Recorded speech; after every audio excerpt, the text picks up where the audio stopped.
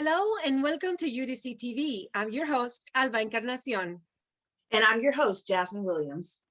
And stand A by group for of segment students A. are working to bring back the UDC school newspaper, The Trilogy. Lachey Armstrong introduces us to the school journalism club and their efforts to revive it.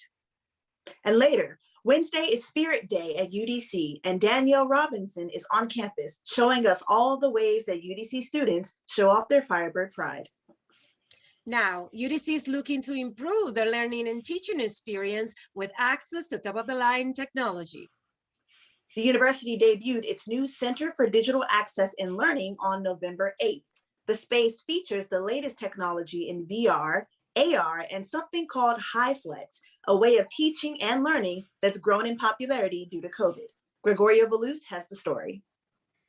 And take segment I A. think first and foremost, we would like to provide access to space, tools, even different ways of learning to students, faculty, and staff, so that whatever outcomes they want to reach, whether it's like learning outcomes in the classroom or whether there are certain business outcomes or goals that they have, so that they can enhance their digital literacy enough to make whatever that is that much easier, because technology can really serve as like our bionic arm in those ways. In the past, it used to be more so you need to be able to read and write to succeed. And in this world, reading and writing are still fundamental, but technology is fundamental as well. So it's about providing access to those spaces with the necessary support and training, etc.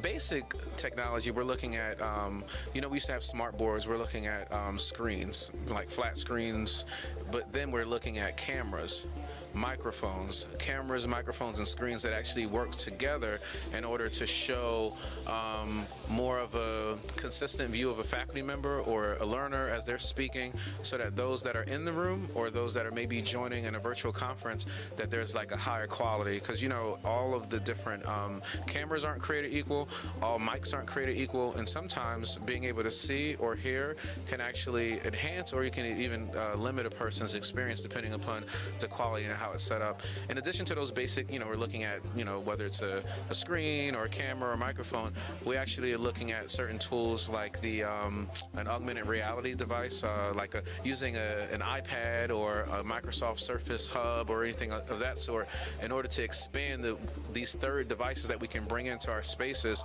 to help us look at the world in a new way. So like mixed reality, virtual reality, and a word that you'll hear a lot is immersive. Immersive is, I guess my translation is making it more realistic for whatever a person's learning versus the abstract that they would just do reading or just looking at on the internet or what have you. So I'm teaching a class using the HiFlex learning environment the way we have in this facility here. And it's a class of about 20 students. And what the HiFlex does is it allows students to be either both remote or in-person learners within the same classroom. And so we have a WebEx system, we have a virtual smartboard, and the students can participate. Either they can decide on any given day whether or not they're going to be in class or they're going to be virtual, and they'll have the same experience and interaction within the classroom environment. So we accomplish this through the use of the smartboard, as I mentioned, as well as multiple cameras and microphones throughout the classroom. Yeah, actually, to tell you the truth, the students, they all come with their own laptops. We have a laptop loans program here at UDC if they don't have the equipment. And I find that most students are not having any challenges so far. Maybe within the first week, we had some students with maybe not the equipment that's functioning properly, like their audio wasn't working, etc. But then we were able to get them the laptops and the equipment that they needed, and so now it's not an issue anymore. So everybody's able to attend, use their camera, use their microphones, and participate fully. The goal for this center is literally to provide access to those who may not just can stumble upon a virtual reality headset or stumble upon a classroom that has this. We know that there are other spaces that exist, but we wanted to make it seamless where people can access it easily and try to create more of reduce the digital divide. And there's another concept that I'll leave you with referred to as digital redlining. Digital divide is getting everyone access, but digital redlining, maybe you may both have a cell phone, but someone really knows how to use it to achieve and the other person really doesn't know how to use it at all. We want to kind of reduce the digital redlining as well, so that our learners and our community members can leverage technology for whatever their aims are and be successful.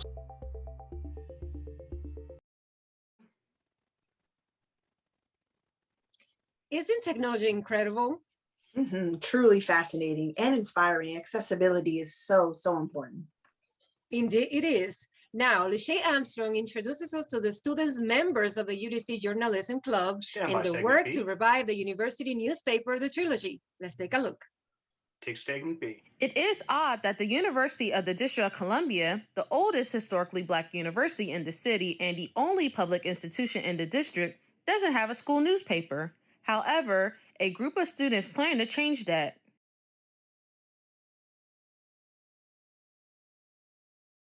So I was scrolling on Instagram, and on my timeline, I just so happened to see the newspaper from Jackson State University called The Blue and White. And it just hit me that why don't UDC have our own newspaper? Like, for instance, Howard University has the Hilltop, and other HBCUs have their own version of a newspaper. How come UDC doesn't? So that's when I did some research and found out that there was a newspaper on campus at one point called The Trilogy. The Trilogy was first established in 1977, only 1 year after the merger between Minor Teachers College, Federal City College, and Washington Technical Institute. You know, as the history of the newspaper, it was our responsibility to tell the truth as we received the information. Eric Price II is a former UDC student and started writing for The Trilogy in 2009. We could not do it on our own. The important thing was that, you know, you had buy-in from some of those who really cared about the institution, who thought it was really important for a publication to still exist. One of these people includes digital media student Danielle A.L. Robinson. I feel like it's my job as a digital media student to help get the UDC newspaper on the ground and running again. All my colleagues are either writers, reporters, journalists, videographers, graphic designers, we're photographers. We need somewhere that we can showcase that talent. And even aside from that, we're contributing to the school. Like, put us to work. We want the real life experience before we go out there. The additional two members of the group, Sophia Baluco and Tyreek Thompson, believes that the paper will help the Firebird community get more involved on campus. Being a student athlete here at UDC and having home games and seeing nobody showing up to our games, it makes me wonder if students and staff are aware of what is going on within the athletic department. While working at the Student Center, I often see events go unnoticed, and not in the sense that students see the events and don't want to go, but students do want to participate and attend these events, but they often don't know about these events. With the semester coming to a close, our group decided to pay a visit to the archives within the UDC library to look back on the Trilogy and prepare for its comeback. Be on the lookout for the first edition of the Trilogy, digitally and on campus, in the spring of 2022.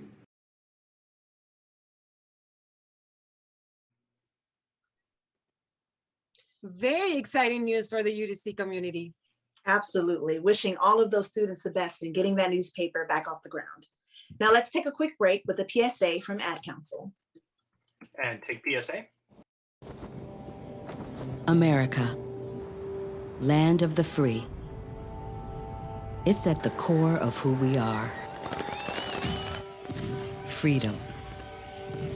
The freedom to live without fear, to drive through all 50 states, to sleep safely in our own beds, the freedom to jog where we please, to watch birds in the park, to wear a hoodie, the freedom to breathe.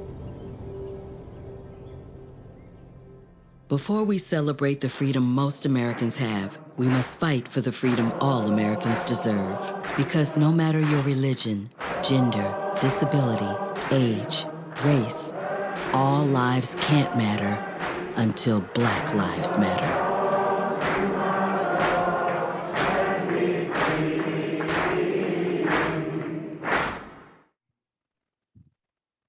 Campuses post-COVID and NASA have something in common, a feeling of total emptiness from the lack of presence and silence. Jacob Sanders has And more. stand by segment C. Take segment C.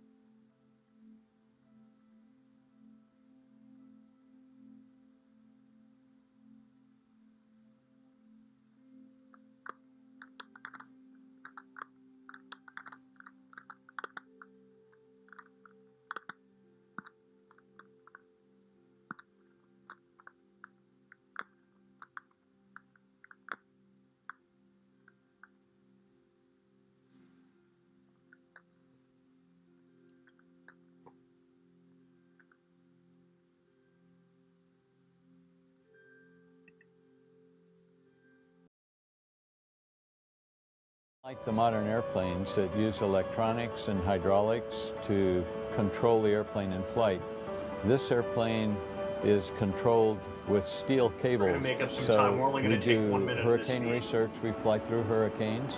We're gonna make up some time and We do just a take lot one of thing into different this types speed. of scientific research. And And the airplane 45 seconds before we're can coming back. take a lot of damage that would cripple other more modern airplanes, and this airplane still flies fine. It's like an old truck. It's solid and almost indestructible. A wall of stickers at the mission director's console tells the story of the many missions the DC-8 has flown since it went into NASA's service in 1987. This aircraft and many others operated by the NASA Airborne Science Program fly thousands of hours every year 15 all over the seconds. world to support a variety of Earth science research Stand by, missions. Zoom. It takes careful coordination and detailed planning behind the scenes to make these missions possible and to gain a better understanding of how our planet is changing. And take Zoom. Wow, beautiful and a little terrifying. Space is really something. It is. Hats off to the astronauts who give us a glimpse into space. Now, VR or virtual reality has the potential to elevate the gaming experience, and increasingly, pro gamers are making it a part of their job. Josh Sequeira takes us through the magic of this technology and how it's being used with gaming. Take segment D. All right, imagine standing right in your home, but being in a completely different place, all because you put on a headset. We're talking about virtual reality, and it's now possible in a big way. And I know because I actually got to try it myself. So if your kids aren't asking for it yet, trust me, it's only a matter of time. Hi, my name is Sabrina Sequeira. I got into virtual reality or VR, however you want to put it, probably like a year or so ago. It was just more interactive rather than sitting down and using a controller. So I definitely wanted to try it out once I saw that it was available for, you know, the average Joe, because when you think about VR and you think about how expensive those things can get, you know, you're like, oh, okay, this is a decent price, you know. The appeal for me was it was just more interactive, and it was more appealing to my mind rather than sitting down and just like hitting a controller. I felt like when I play VR, I feel like I'm surrounded by an entire game and I'm actually doing something, moving my body, which is, you know, exercise as well. So it's just kind of like a 2-for-1 deal when you think about VR. Like you're playing a game and you can exercise and do all that stuff too. And it was that the box game with the music, and you have to like hit the box and, you know, the sword or whatever, the Beat Saber, there you go. I remember putting it on and I felt like I was gonna fall off the platform that I was looking at. And I was like, girl, you are standing in your living room, like get it together. So it's like I put it on and I was like, whoa, like I knew this was gonna be trippy, but this is really, really just like, whoo, oh my God, everything okay? Like it just takes you somewhere else, and it enhances your experience when you're doing something that, yes, you're standing in your living room in 4 walls, but in your mind you're, you know, somewhere else. My name is Elijah Shank. I think gaming has a crazy future ahead of it. With VR, right now it's already amazing in all the things that it brings to the gaming community in general. I never thought as a young kid playing video games that I'd be able to put on a headset and transport to a whole nother world. It all builds on each other. The Oculus Rift is a combination of a little bit of the Kinect, you got the movement in there, the Wii used the movement as well.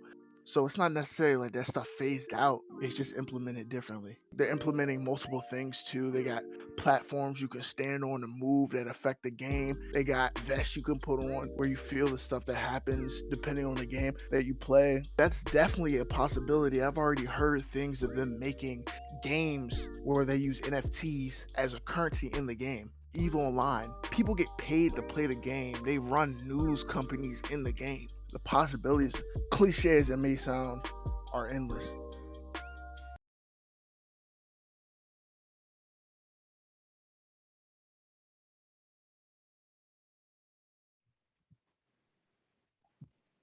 Now, I don't know about you, Alba, but during quarantine, I got very into gaming, and anything on the market that might allow me to get a little more invested, a little more absorbed in my game, you can sign me up. I actually spend the time trying to get my kids off the games instead. And standby PSA. I'm sure a 2. lot of parents would agree with you with that one. Now, another message from Ad Council. Take PSA 2. Jason, let's go see your room.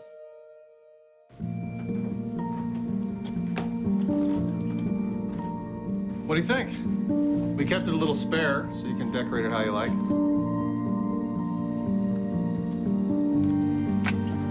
Dinner. Go.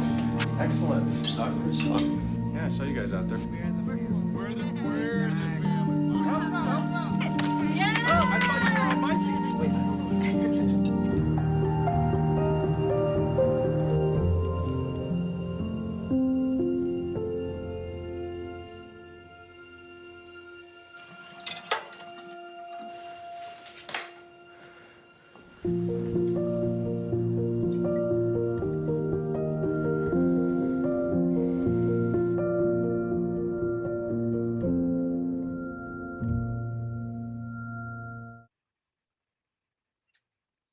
Every Wednesday is Spirit Day at UDC, and students are encouraged to wear their school colors in shirts, jackets, hats, and more. And standby Daniel segment D. Robinson is on campus with a few students who are wearing their Firebird Pride on their sleeves. Daniel? Take segment E.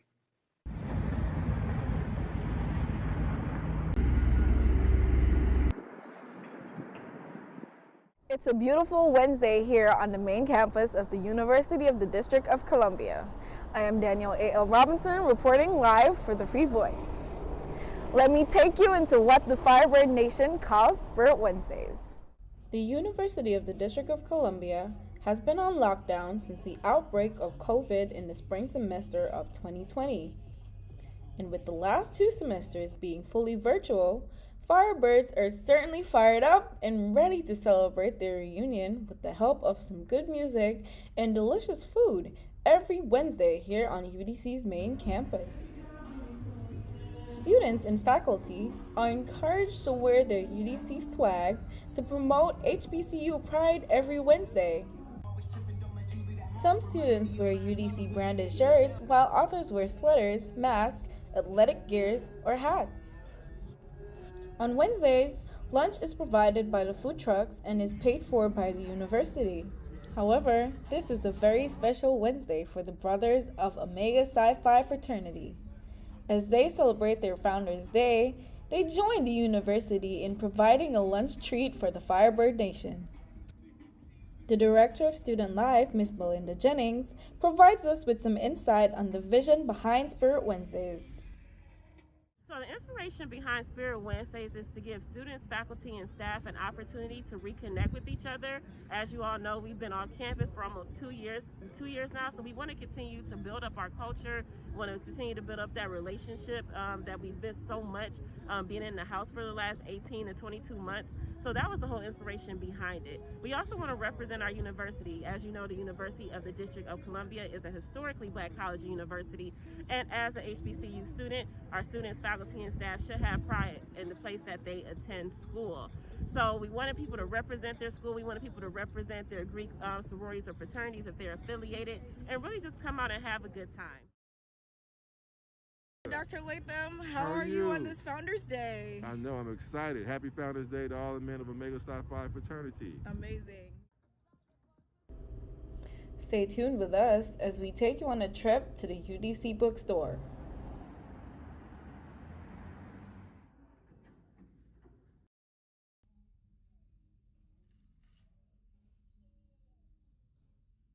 So we're here in the UDC bookstore where all the swag is found. Follow me.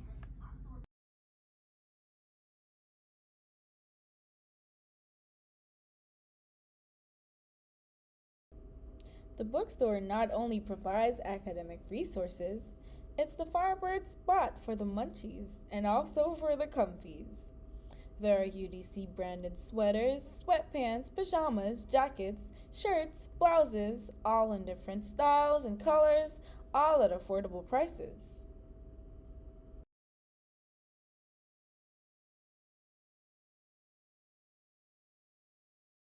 We're on schedule to do some shopping with student athlete Sophia Beluco. Follow me. I'm Sophia. I play tennis for UDC, and actually we just won the ECC championships. And you know what you guys should do? Put your UDC gear right here, come to our games and support us.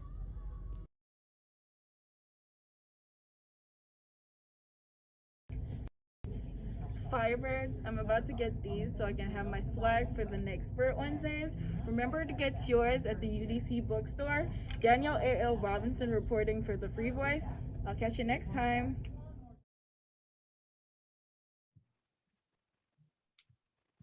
You know, I love wearing my school paraphernalia. It's actually a really important part of our wardrobe. How about you, Alba? Absolutely, Jasmine. It is a way to show how proud we are of being part of the UDC family. Yeah, for me, it's a great way to feel connected to the school, to my schoolmates. So it's good to see so many students wearing their gear so proudly. It is. Well, there you have it, folks. Tune in next time for more UDC news and stories for the UDC community. Thank you. And until next time. And take video.